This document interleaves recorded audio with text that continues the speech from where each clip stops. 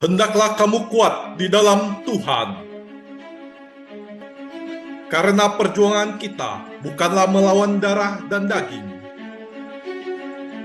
tapi melawan penguasa gelap dan roh-roh jahat di udara. Kenakanlah seluruh perlengkapan senjata Allah. Ikat pinggang kebenaran. Berbaju jirah keadilan. Kasut kerelaan memberitakan Injil. Perisai iman. Ketopong keselamatan. Pedang roh yaitu firman Allah. Dan berjaga-jagalah dalam doa.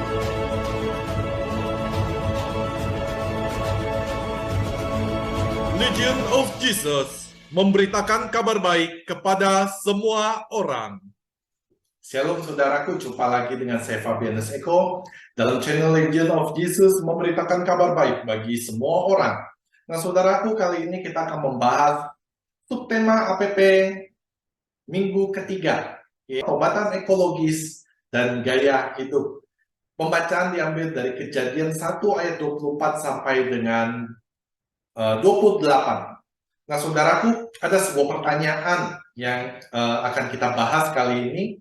Apakah yang dimaksud dengan manusia diciptakan menurut gambar rupa Allah? Nah saudaraku, menurut Katekismus Gereja Katolik mengajarkan bahwa manusia diciptakan menurut gambar Allah. Seperti ditulis di dalam Kejadian 1 ayat 26 sampai dengan 27 adalah sebagai berikut yang ada di dalam Katekismus. Allah menciptakan manusia itu menurut citranya. Menurut citra Allah diciptakannya dia laki-laki dan perempuan. Diciptakannya mereka seperti yang terjadi dalam Kejadian 1 ayat 27. Manusia menduduki tempat khusus dalam ciptaan. Ia diciptakan menurut citra Allah. Nah, satu, dalam kodratnya bersatu dunia rohani dan juga dunia jasmani. Kedua, ia diciptakan sebagai laki-laki dan juga perempuan. Yang ketiga, Allah menjadikan dia sahabatnya. Yang keempat, menurut gambar Allah. Apa maksudnya? Dalam Katekismus 356 dikatakan demikian, dari segala ciptaan yang kelihatannya hanya manusia yang mampu mengenal dan mencintai penciptanya. Seperti yang ditulis di dalam Gaudium et Spes. Ialah yang di dunia merupakan satu-satunya makhluk yang Allah kehendaki demi dirinya sendiri. Hanya dialah yang dipanggil supaya dalam pengertian dan cinta mengambil bagian dalam kehidupan Allah. Ia diciptakan untuk tujuan ini dan itulah dasar utama bagi martabatnya. Kita lanjutkan di dalam Katekismus nomor 357. Karena ia diciptakan menurut citra Allah, manusia memiliki martabat sebagai pribadi. Ia bukan hanya sesuatu, melainkan seseorang. Jadi manusia bukan benda, tetapi dia adalah seseorang. Nah, ia mampu mengenal dirinya sendiri, menjadi tuan atas dirinya, mengabdikan diri dalam kebebasan, dan hidup dalam kebersamaan dengan orang lain. Dan karena rahmat, ia supaya dipanggil ke dalam perjanjian dengan penciptanya, untuk memberi kepadanya jawaban iman dan juga cinta yang tidak dapat diberikan suatu makhluk lain. Mazmur 358 dikatakan demikian, Tuhan menciptakan segala sesuatu untuk manusia, tetapi manusia itu sendiri diciptakan untuk melayani Allah, untuk mencintainya dan untuk mempersembahkan seluruh ciptaan kepadanya. Makhluk manakah yang diciptakan dengan martabat yang demikian itu? Itulah manusia, sosok yang agung, yang hidup dan patut dikagumi, yang dalam mata Allah lebih bernilai daripada segala makhluk. Itulah manusia. Untuk dialah langit dan bumi dan laut dan segala ciptaan. Allah begitu prihatin dengan keselamatannya sehingga Ia tidak menyayangkan putranya yang tunggal untuk dia. Allah malah tidak ragu-ragu melakukan segala sesuatu supaya menaikkan manusia kepada dirinya dan memperkenankan ia duduk di sebelah kanannya. Katekismus nomor 360, umat manusia merupakan suatu kesatuan karena asal yang sama. Karena Allah menjadikan dari satu orang saja semua bangsa dan umat manusia, seperti di dalam Kisah para Rasul 17 ayat 26 dan juga di Tobit 8 ayat 6.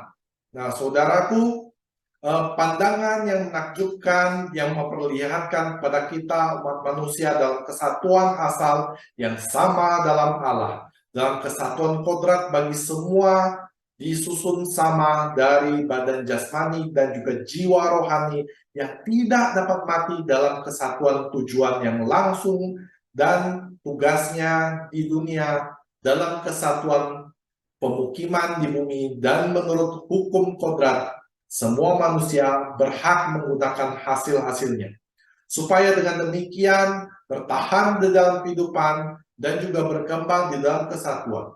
Tujuan adikodrati Allah sendiri dan semua orang berkewajiban untuk mengusahakannya dalam kesatuan daya upaya untuk mencapai tujuan ini dalam kesatuan tebusnya yang telah dilaksanakan Kristus untuk semua orang. Katekismus nomor 362.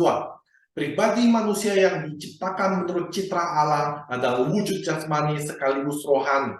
Teks kitab suci mengungkapkan itu di dalam bahasa kiasan. Apabila ia mengatakan Allah membentuk manusia dari debu dan tanah, menghembuskan napas hidup di dalam hidungnya, demikianlah manusia itu menjadi makhluk yang hidup. Seperti yang ditulis dalam Kejadian 2 ayat 7. Manusia seutuhnya dikehendaki oleh Allah sendiri. Di dalam Katekismus nomor 380, engkau menjadikan manusia menurut gambarmu, engkau menyerahkan kepadanya tugas menguasai alam raya, agar dengan demikian dapat menjadi mengabdi kepadamu satu-satunya pencipta.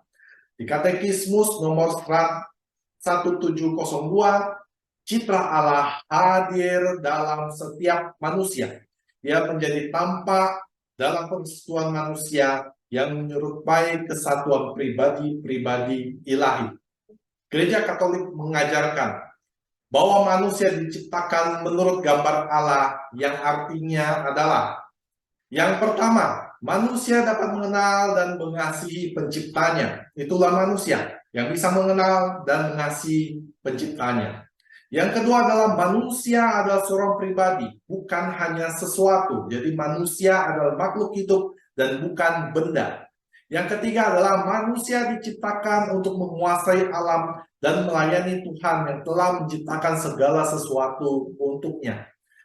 Manusia adalah bertugas melayani Tuhan yang telah menciptakan segala sesuatu untuk dia. Yang keempat, misteri tentang manusia hanya dapat dipahami dengan mengacu kepada misteri Sang Sabda yang menjelma menjadi manusia. Yang kelima, umat manusia merupakan satu kesatuan karena mempunyai asal yang sama, yaitu adalah Allah. Yang keenam, maka semua manusia adalah saudara dan saudari di dalam Tuhan. Dan yang terakhir adalah manusia merupakan makhluk rohani walaupun ia mempunyai tubuh jasmani. Nah, demikian saudaraku pembahasan kali ini. Terima kasih saudaraku, bila Anda merasa channel ini memberkati Anda, menambah pengetahuan Anda boleh silakan subscribe, Anda bisa bagikan kepada banyak orang, agar channel ini menjadi berkat bagi banyak orang. Terima kasih, Tuhan Yesus memberkati Anda dan saya. Bye-bye.